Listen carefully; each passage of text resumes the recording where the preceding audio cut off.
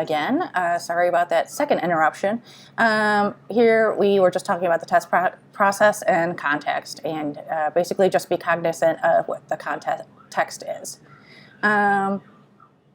Coverage is a measure of thoroughness of tests.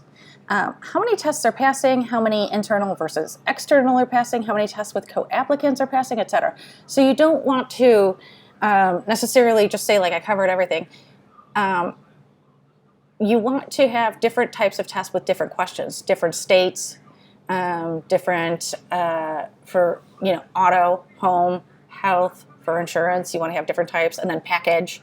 So you want to be able to cover everything. It's not necessarily what the test includes as much as what the test is for. I guess that's hard to say without getting too into the woods on this. So at this point, we're still pretty aerial. So just keep in mind that it's the measure of the thoroughness of the test.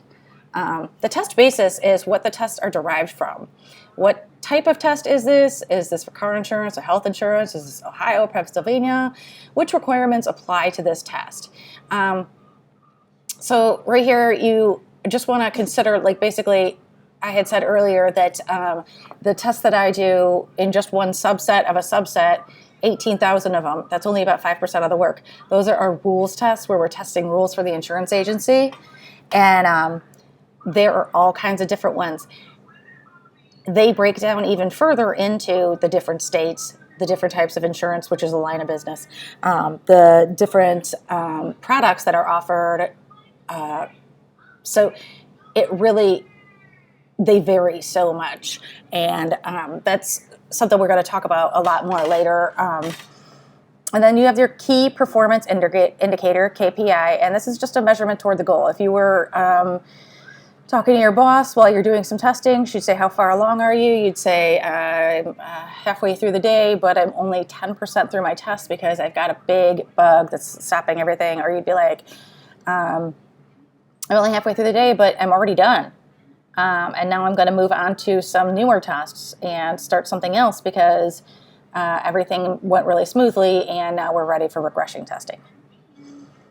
So test activities and tasks: planning, monitoring and control, analysis, design, implementation, execution, completion. These are not always in sequential order, and some steps may be omitted or repeated. This is just a conceptual breakdown, and it can vary greatly. If you learned the stages of grieving in high school, you probably learned that they are not all in order, and some people skip some steps and some people repeat some steps. That's kind of like this. It's just kind of unpredictable. You can predict as much as you can, and you can try to quantify things as much as you can, but some things just can't be foreseen. So that's kind of what I relate it to, is back to the grieving process, and that things can jump around, but it's going to hit one of these 7 categories. Test planning. Defines objectives and the approach to reach those objectives. This is where a business can choose test techniques, choose what to test, how to test, and test schedule. You break down into you have a team of static testers and dynamic testers. Do you want to run test in all states or just some states? You want to choose your environments. You want to consider things like how complicated your test to be. We have, at my work, we have vanilla tests where we just have super basic things, like one person driving one car in one place, and they have no record, criminal record, no criminal record, anything like that with their driving, just as plain as can be. So that way when we run the test, these vanillas, we can see, will it go from start to end? And if those go, then we can start making it more and more complicated. So it's kind of like we crawl before we walk with those. And this is similar to trying to create a map without a GPS. You don't always know what you're doing. Sometimes you're really just guessing. And I've always really liked this quote: a fish doesn't know it's wet. A fish doesn't know it's swimming, it just swims. You don't know what you don't know. So at some points you might be so frustrated with the developer, I'm finding an error and I keep reporting it and you're not paying attention to me, you're just ignoring this error. What you don't know is that he's got 10 other errors that are way bigger and he's dealing with, and he's trying to be polite and not burden you with what's going on. So just be patient. You have to wait. I mean, I know for me, I'm an especially impatient person. So it was hard for me to learn that I had to sometimes just sit on the back burner. And it's really frustrating when your boss says, how far along are you? And you say, well, I'm stuck on this bug. And then the developer says, well, I'm stuck on another bug because it's a kind of a traffic jam and you feel pressure on both sides. That's just part of the job. You're going to have to get used to it. You can always ask the developer, what can I do to help you? You can try to find more errors and more tests so that you can try to kind of pinpoint the error for them. That makes it easier. But sometimes you just have to accept the fact that you have a test that has a failure and you have to wait for them to fix it. It's hard to do, I know. Test monitoring and controlling. Monitoring is comparing actual progress versus the plan and then reporting the results. Your actual progress, I don't think will ever be near the plan. The plan will always be much too optimistic. Human beings just tend to do that. You know, you come up with a great plan. You're like, I'm going to wake up at 7 a.m. and go jogging. It doesn't happen. Instead, you wake up at noon and you watch TV. So these are, just the same way. When we sit down, we write this business plan. We're gonna have this environment finished by this date, and we'll have this coverage done by that date. And then you actually get there, and you find 1,000 bugs and requirements that don't make sense, and you have to go back to the drawing board a couple of times. It's really hard to get these things started, and it's never not anything like the plan. So don't get discouraged. It's totally part of life. One thing to avoid is scope creep, which is not mentioned in the book, but it's just something in life. It's basically you have the scope of your project, the perimeter of what you want to do, and then people come up with all kinds of great ideas. Wouldn't it be great if we could have this feature and that feature, and you start to add it, and it will take you further and further away from things, and then it's really going to hold down your progress. So do not let scope creep happen in your projects. That's a buzzword you're going to want to remember. It's going to come up a lot more later, probably on. Test control is taking action to reach the goal and or adjusting the plan as needed. So this is when you could say, look, every single test that has a DUI for the driver is failing, and we have a bug for it. What can we do to get around that while we're working? So what you would do in that case is every single test that has a driver that has a DUI on their record, you're going to take that DUI off, and then you're going to run the test around it and see if it'll work. Because while they're working on that bug for that driver, you can test for other things. You can make sure that the other parts of the project are working. So sometimes you kind of have to manipulate these things, and you have to remember always to go back for your testing on that bug. But it's sometimes something you have to do. And somebody might come along and say, well, why don't any of these tests include someone with a DUI? You need a driver with a DUI in their record. Well, I had to take it off for this bug. I adjusted the plan as needed so that I could keep working. And you have to do things like that quite a bit. Then you have your exit criteria, which is your definition of done in the Agile method.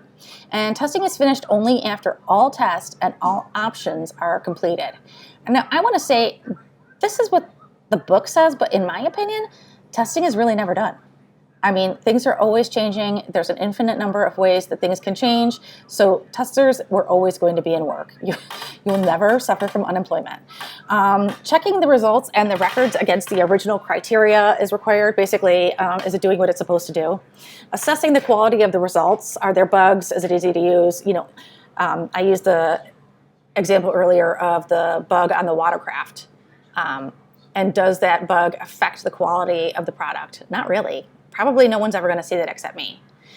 Is it easy to use? I mean, is somebody going to walk up to this and be confused? Are they going to feel frustrated and give up and go to your competitor's site? And, does it look nice? Are the aesthetics there? Does this look like it's just a confusing text document, or does it look like it's something friendly and, high tech? That's what you want. Assessing the product risk to decide if more tests are needed. Do we need to go back and create more complicated tests? So let's say that I run a bunch of tests for a home, and all of the homes are in the Midwest. Well, the Midwest doesn't have a lot of earthquakes or hurricanes, so I'm not really including that much risk in it. But if I'm going to nationally insure homes, I need to include those risks of the hurricane and the earthquakes. So I need to go and I need to get things on each of the coasts. So yes, more tests are needed. If you're only testing the Midwest for a high risk product of homes, that's not going to work. You're just going to end up having a lot of problems later on. Test analysis. This is the question, what to test? And this is when a business identifies the test conditions from the test basis.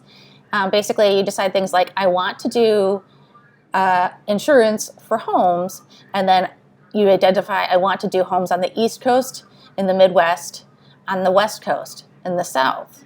I do not want to do homes in Canada or Mexico. So that's kind of what it breaks down to. Then you have your test condition, and this is the aspect of test basis that is relevant to reach the object. If you are insuring a home, you have to ask questions like, does it have a pool? If it has a pool, does it have a fence? Does it have a trampoline? Are there guards around the trampoline? You're not going to ask questions like, does this home have a moat? Because that doesn't really happen anymore. So you just have to find things that are a normal question to ask in the home. You know, what kind of a basement do you have? Has it been leak-proofed? How old is your roof? Stuff like that. And then your test basis is the body of knowledge used to determine test types and design. So that's where you would say, okay, you break it down into, what kind of website is this? It's an insurance website. What kind of insurance? Home insurance. What kind of homes? Homes in the U.S.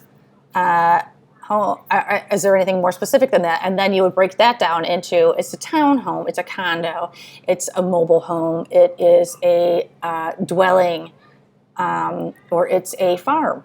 And then, you know, subsets within there. So it gets pretty intense. And that's basically how you start to break things down. So you have to start at a higher level and just kind of compartmentalize as you go. And that's how I get through my massive amount of work every day.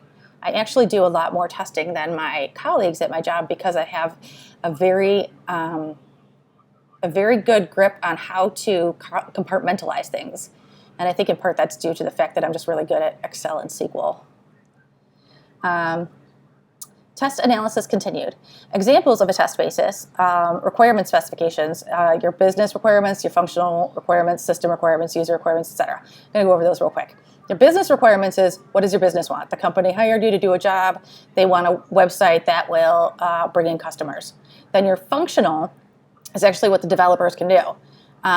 Sometimes the business is going to ask you to do things that are just not possible, or that are possible but would take like way more time or money than they are willing to give. So do those compare against each other and match? And then the actual system, when you go to run it, does what the business wanted and what the developers designed, is that working? Is that happening? And then the user, are they going to look at this and are they going to like this product? Are they going to dislike this product? Are they going to feel safe using this product? So those are all things to consider. And then the design and implementation info. You have the software architecture, diagrams, and documents. We'll get into those a lot more later because they're kind of more technical things. But you just need to know that these are things to consider when you are developing your tests. There's the implementation of code, database, queries, the whole system, etc. Those I would say we'll also get into more later. Risk analysis reports. These should be more thorough in high-risk areas. And these are basically what you're going to send to your manager at the end of the day. And your manager will send to their manager, and eventually it'll go to the head of the company, and they'll talk to the board or their stakeholders, whatnot, and make sure that everyone is in the know of what's going on. You just basically need to be as thorough as you can with information, fact-based without critical, and honest. Always be honest. If you are not sure of something, make it very clear, and always put everything in writing. Identification of defect types. There are omissions, inconsistencies, inaccuracies. This should say contradictions, etc. Omissions are things like if you are skipping a required field. I mentioned earlier, like if you leave out your last name when you're filling out an insurance application, that should come back with an error message. And if it works around that, that's a problem. Inconsistencies. If you put in your date of birth and then later on it asks you to put in your date of birth again, that's going to be very frustrating. Inaccuracies are things like if you are applying for your insurance in Ohio and all of a sudden the system is putting you in Pennsylvania. And then the contradictions are things like you're signing up for car insurance and it asks you if you have any violations in the past. You say no, and then it says, well, you can't move forward with this claim because you have too many violations in your past. That does not make sense. It's a contradiction. Identification of which features to test or sets of features. For example, whenever there's like a new cool tool, every company wants to use it, any kind of like new code or like vendor service, and you have to really wonder if it's worth it. So an example of this I would say is like Progressive Auto Insurance did that snapshot thing with the cars. And everybody was like, well, I'm a great driver, so I'll put that in my car. And then I'll get assessed, and then they will lower my insurance rates. But a lot of people are not good drivers and actually ended up raising their rates. So that was a feature that was great for the company, got them a better rate for the drivers. But to go back and look at it again to identify that feature as a customer, would people want to use it again? And then there is identification and prioritization of the test conditions for each and every feature. Again, that's just something more like a manager would stop and think about what is important here. Do we need to test automobiles, trucks, vans, or dune buggies, golf carts? All kinds of, there's a million different types of vehicles out there to insure. You just have to prioritize which ones are more important than others or more likely to be insured with the company. And then capturing bidirectional traceability is making sure a test can go forward and backward to check which test elements go with each test condition. And this one, I really want to stress right here. I'm going to take a couple minutes to talk about it. When we do tests for my company, the person who started doing these tests must have been a genius. We use Excel for these automated tests, and we have fake first names and fake last names for each test. And say, if I'm doing a test in Texas automobiles, and I have 20 tests like that, I'm going to name each test, first name, Texas Automobile, last name 1. Second one will be Texas Automobile with the last name 2. So go through these. And then you can actually go through the test and you can find a failure and pull up that quote number. You put the quote number back into the system and say, which test is this? Because, we're working with thousands of tests every day. So I go back and I put that quote number in, and when I do, I can pull up the test, and it says the customer name is Texas Automobile number 3. So then I can look at the Excel document that corresponds to that name and figure out what test it is. It is a huge, huge, huge thing. I can't stress enough how much time it has saved. Sometimes people will get cute and they'll put in fake names, like something funny. And I know that makes your job more fun, but don't do that. You can do that for co-applicants or something, but not the first applicant. You want the first applicant to be something that you will remember. Even if it's, if I'm doing a test that I don't want anyone to look at, I will change the first name to be Flannery, last name Flannery only, or something like that. So that way people will know this is just Flannery's test.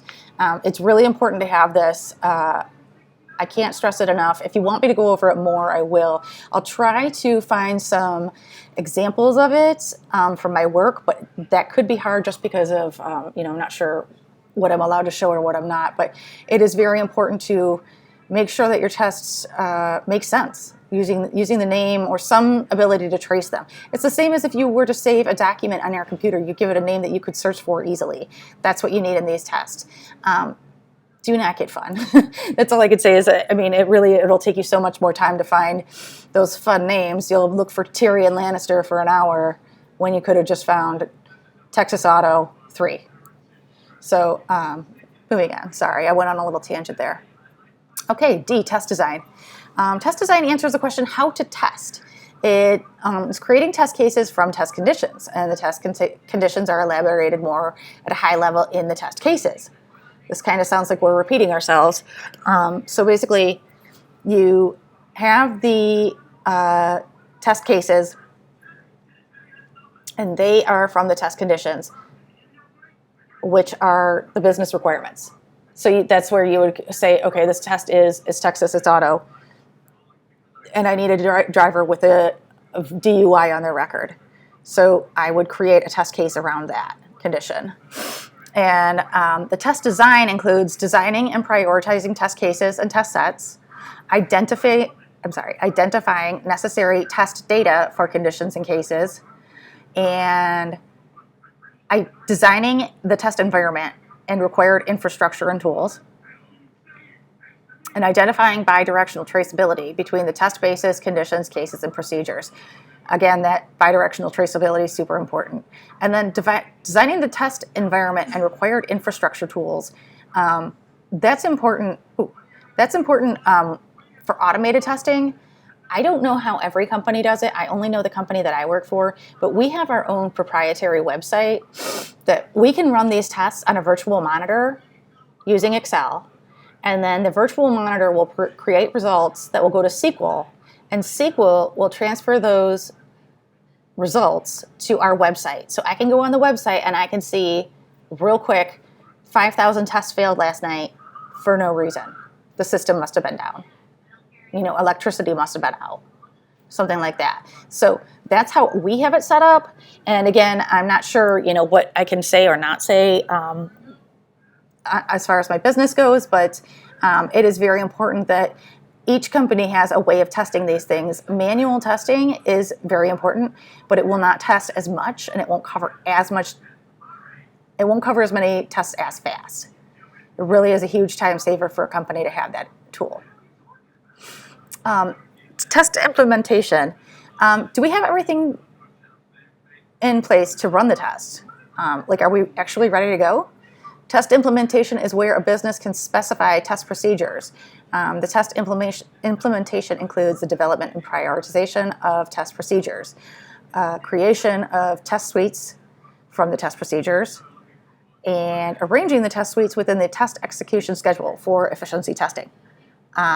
Building a test environment, preparing test data and loading it into the environment, verifying and updating bidirectional traceability between the test basis, conditions, cases, and product suites. So development and prioritization of the test procedures, that's where you're going to create your matrices or whatever technology you use for your test procedures.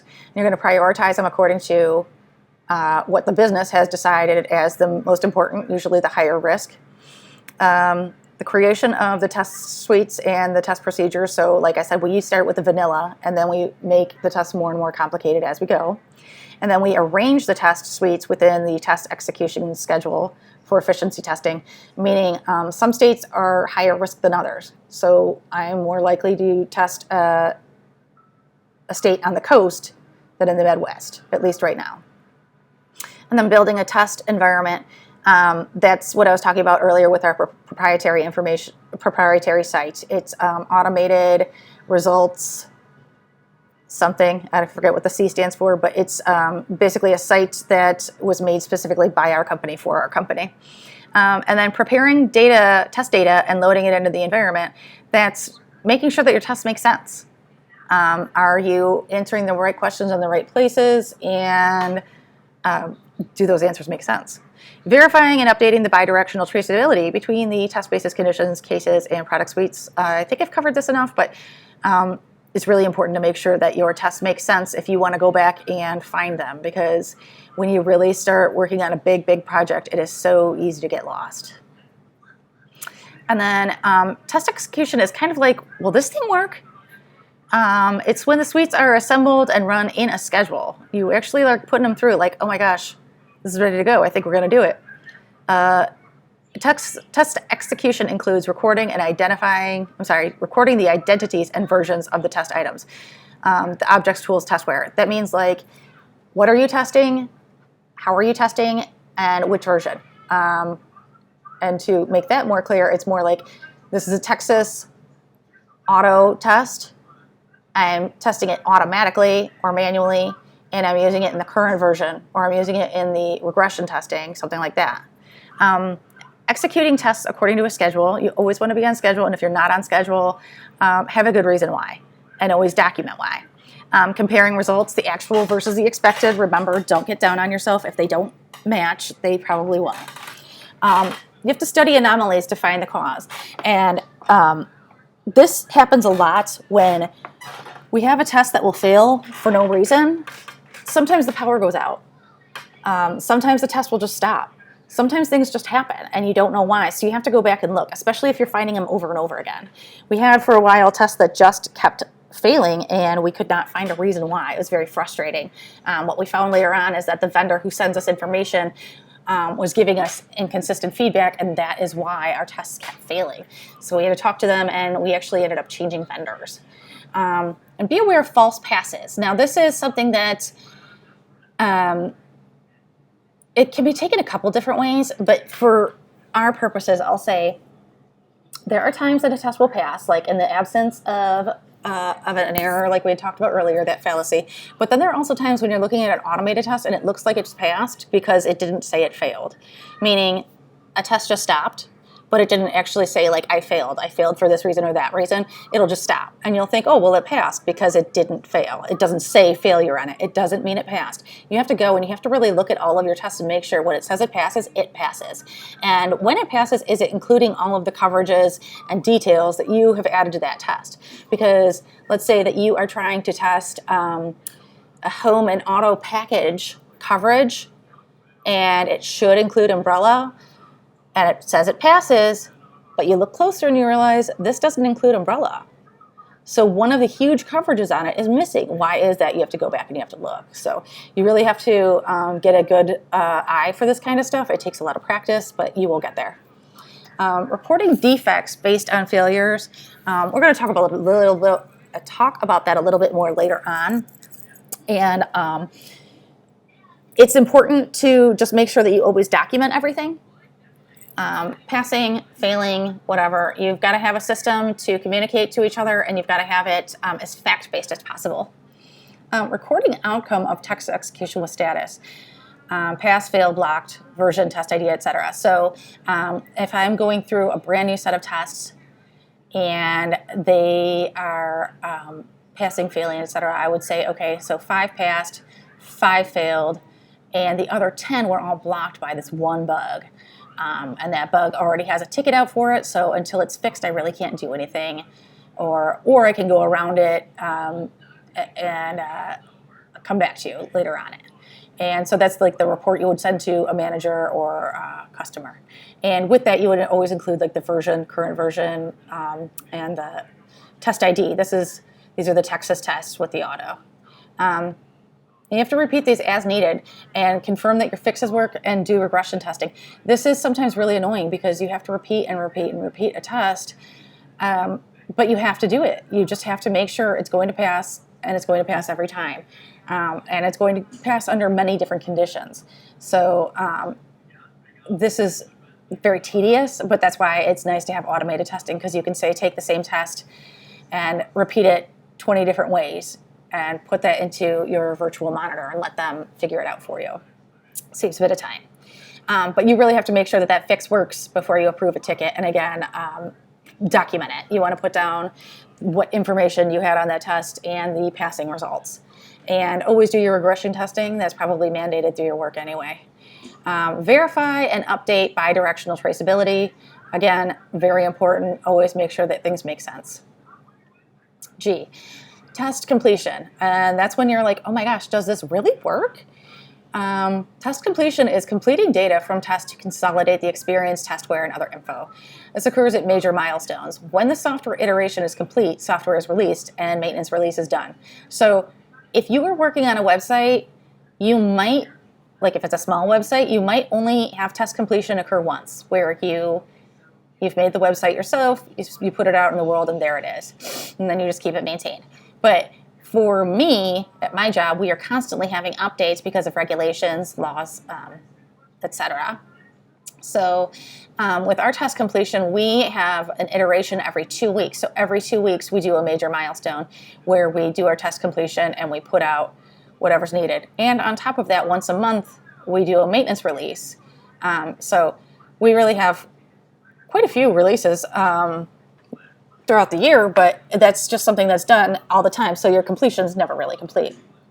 And test completion activities include checking all the reported defects are fixed and closed.